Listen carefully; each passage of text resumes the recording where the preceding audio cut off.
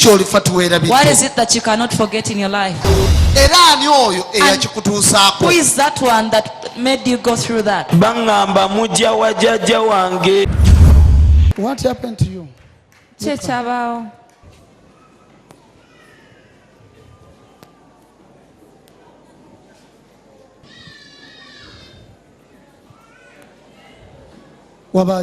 What happened? Kwatandika mpola mpola kwajjako akatulututtu nekatakulako bwenti genda okulaba ng'ekintu kitandika okuzimba mpola mpola. She says it came as a skin rush. Mazeeko emyezi mukaaga mama nsabira obulumi bw'amaanyi. Don't cry.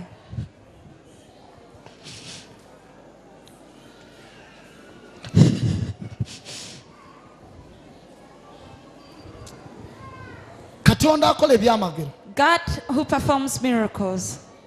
I command the pain right now to disappear immediately.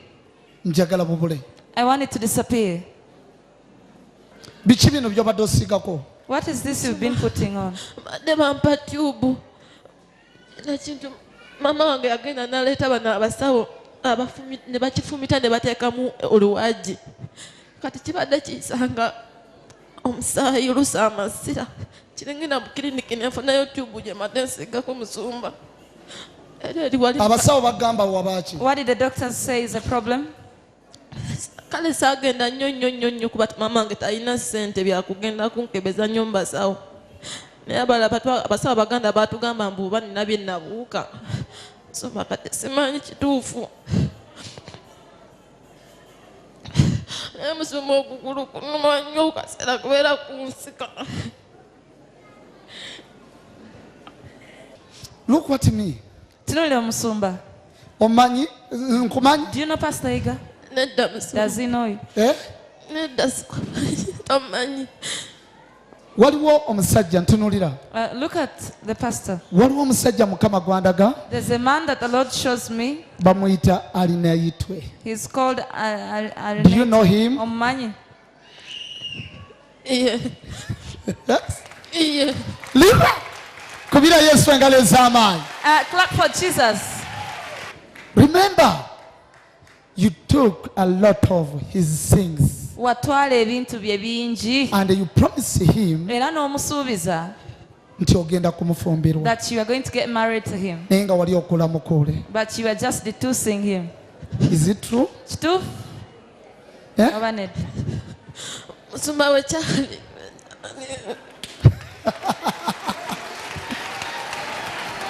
Power of God. Amaanyi ga Mukama Katonda. Okuyita mu mpeta eyo. Through that ring. Ye directinga buli kimu kyonna kati kyendaba. I'm now seeing whatever. Kubanga yawongebwayo. Because it was presented. Mu maaso ga Mukama. Before the Lord. Look at me. Tunuulira omusumba. Mukama andaga. The Lord shows me ng'olunaku lumu that one day watambula ne maama akuzaala. You went with your mom. Ne mugenda ew'omusawo. And you went to a native doctor. Era nga mwagala okulunza omusajja oyo. While you wanted that man's thoughts. Abawe ssente mpitirivu. So he keeps pouring money. Naye nga gwe omutima gwo tegumwagala. While in your heart you never liked him. Is it true? Kituufu oba nedda? Musumba omusajja yali mukulu. Kati ebintu bye wadya byaki? Why did you take Somebody say hallelujah. Hallelujah. Somebody say hallelujah. Hallelujah. Kati ebintu bye wadya byaki? So why did you take his things? Mama wange. Ya mama wange. Mama we yabirya?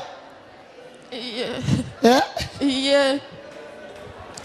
Amusimanza obulumi kati butanze. Anti kati waliwo.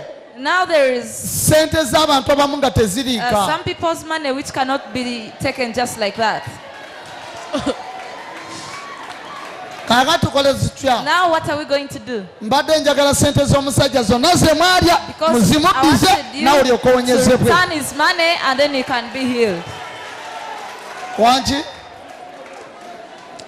Musumba amazima gali nti n'essaawa ya leero maama wange talina wadde nusu 10 wadde olwataano naye nsaba nze onnyambe munsabire nsumuluke neze musuma okugulu mpulira kunzita.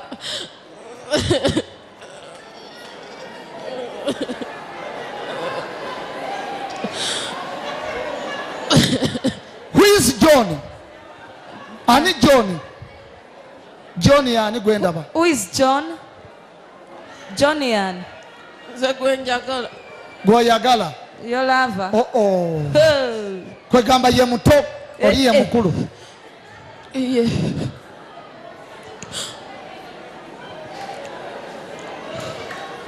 Now, funa solution. Kati decide. Bobo oyagala okuwona. If you want to be healed, ogenda ofumbirwa oli. now you Oba go sekyo marry omudize him. sente ze. If not, give him his money back, and you go with John. Wanji. Yes. Musumba. Nze mbadde nsaba. Onsabire. Mpone okugulu. Ngende ntandika okukola. Nafuna sente z'omusajja tujja zimuwa ne maama wange naye tetulina wadde 10 naye nze mpulira obulumi bunzita.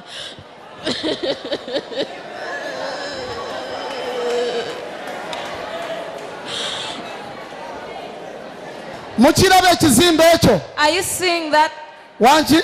tumor like? Olwayo lwakumeka. What is the date today? Leero brother. Sunday. What's the day? Sunday. Next week ku Sunday. Which ejja ku Sunday, Agenda kukomawo wano. she's going to come back here. Ekizimbe ekyo tekikyaliwo. Where that tumor has disappeared.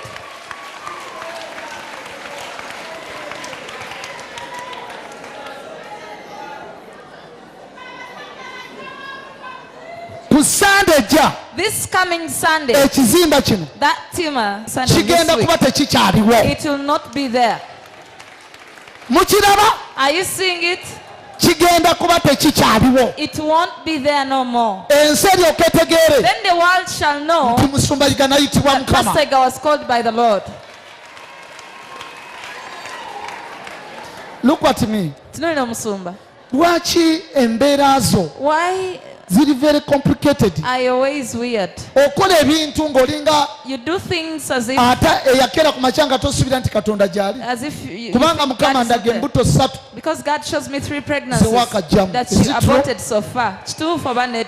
Musumba bituufu ze maama wange ayagala nnyo ebintu ebyo era maama wange yasinga okunyukamu n'embuto z'abasajja.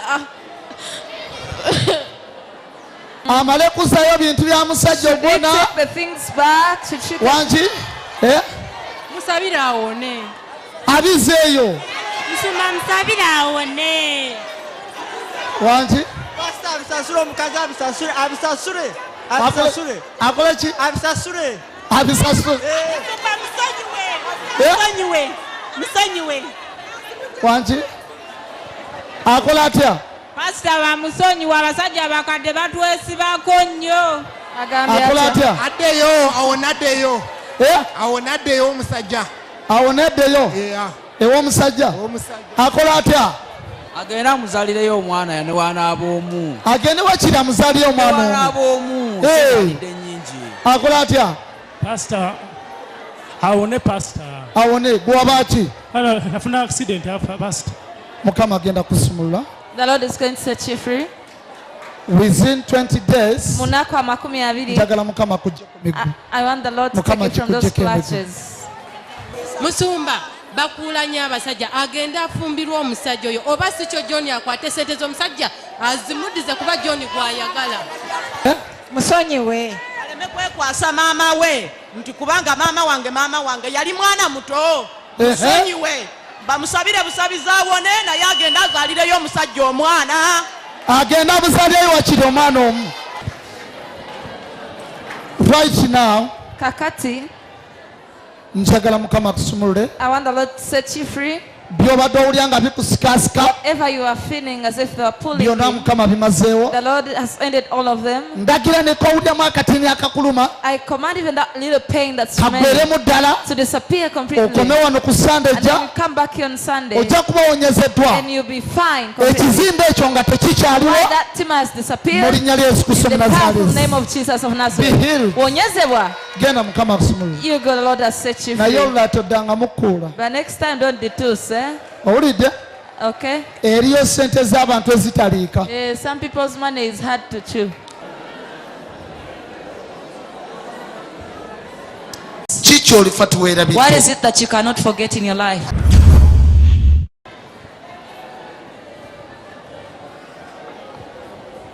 tunula eno maama Look, face the side.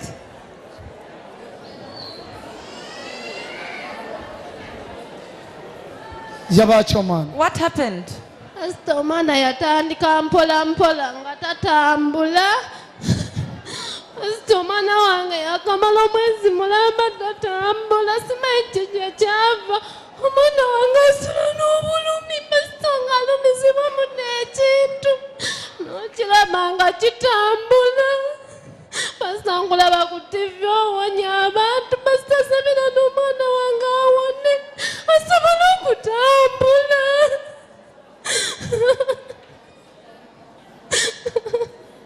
pasita omwana asula obulumi bw'amaanyi nga teyeebaka kiro okkiriza nti mukama asobola Do you omusumulula believe that the Lord can heal him? Ekkiriza pasita ngeri gye nkulaba ku tivi ng'owonya abantu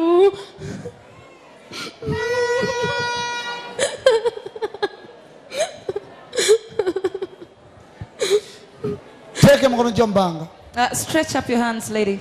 gamba nti ayi mukama Say, ayi dear Lord, mukama nkwegayiridde nkwegayiridde njagala osumulula omwana wange njagala osumulula omwana wange buli kimu kyonna ekimutawaanya buli kimu kyonna ekimutawaanya omwoyo ogutamwagaliza kutambula omwoyo ogutamwagaliza kutamba ogutamwagaliza kusoma ogutamwagaliza kusoma guddeyo gye gwava guddeyo gye gwava nsumulula mukama sumulula mukama tunula mu mpeta eno gamba nsumulula mukama say, set me free, Lord. nsumulula kitange sumulula kitange nsumulula taata sumulula taata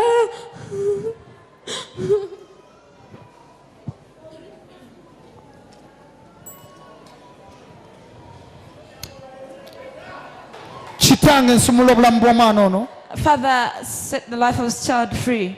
abantu bataano mujje muntu musitulemu mulabe n'emyaka gye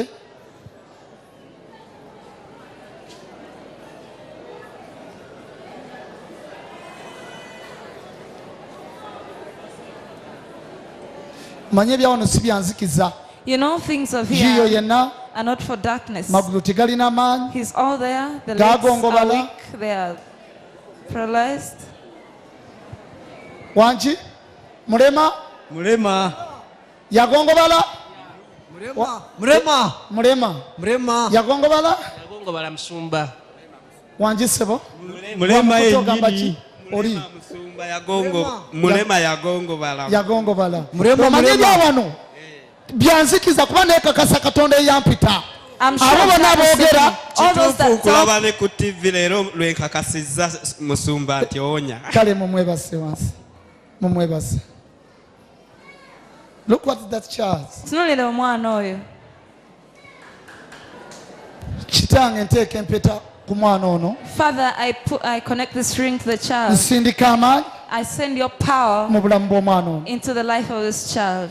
eddogo eryamuleetera okuba nga terimukkiriza The kutuula witchcraft that caused him not to do yadde anything, okutambula not to sit or to walk. kensi etegeere Let the whole world know nti ekawaala that at Kawala waliwo katonda there is a living God. omulamu The living God. kitange sumulula omwana Father, ono set this child free. nsitula omwana ono wansi I lift this child from the floor mu linnya lya in yesu the name of Jesus. mu linnya lya yesu In the name of Be Jesus. healed. Wonyezebwa. Be healed. Wonyezebwa. Be healed. Wonyezebwa. Be healed. Wonyezebwa. In the name of Jesus Through Yesu Christ. Kristo. okuyita mu mpeta eyo Through this ring, eyawongebwayo mu maaso ga which was yesu presented before Jesus, njagala esitula omwana I ono want him wansi to raise this child from the floor. omwana ono This child, awonyezebwe I want him to be healed atambule so he can mu walk. In linnya lya the yesu name of Jesus. omwana golokoka Child, get up. golokoka Get up. mukama akusumuludde Stand up. The Lord has set you free. golokoka Stand up in the name of Jesus. nkujja wansi I lift from the floor. mu linnya lya In yesu Jesus' name. golokoka Stand up. golokoka golokoka golokoka Stand up. Gologoka. Stand up. Gologoka. Stand up. In the name of Jesus Christ. Mwenye Yesu Kristo. Gologoka. Stand up. Ndagira emikono gino kutereera. I command his hands. Ekiyuguma ekikankana mulagira okutereera. I command him to settle. Saagala gikankane njaga ginywera njagala atereere. I want him to settle. Musitula wansi. I pull him from the Musitula floor. wansi. I pull him. Be healed. Kubira Yesu endeleza amaanyi. Kubira Yesu endeleza amaanyi. Come to Jesus. Kubira Katonda endeleza amaanyi. Jangu. Kubira Yesu endeleza amaanyi. Come to Jesus. Kubira Mukama endeleza amaanyi. Come to Jesus. Kubira Yesu endeleza amaanyi. Glorious and come to Jesus. Tamukuba no wansi. Ogosa. Tamukuba wansi. Talemererwa. Talemwa Yesu omulokozi talemwa. Hallelujah. Yesu omulokozi talemwa. Hallelujah. Yesu omulokozi talemwa. Obuti obasande ngoli mulaini owobujulizi. Hallelujah. Yesu omulokozi talemwa. Kali akana katambudde akakaliwa. Hallelujah. Yesu omulokozi talemwa. Kale cheza muziki. Kona.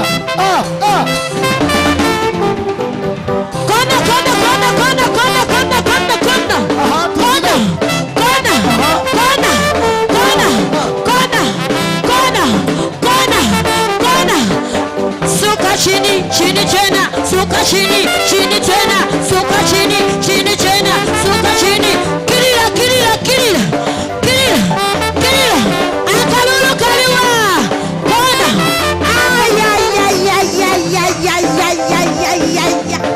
Chicho olifatu werabidde. What is it that you cannot forget in your life? Era ani oyo eyakikutuusaako? Who is that one that made you go through that? Bangamba mujja wa jjajja wange. Tosobwa programu yo kiki olifa teweerabidde wano ku ABS television okuva ku Monday paka ku Lwokusatu ssaawa 4 ez'ekiro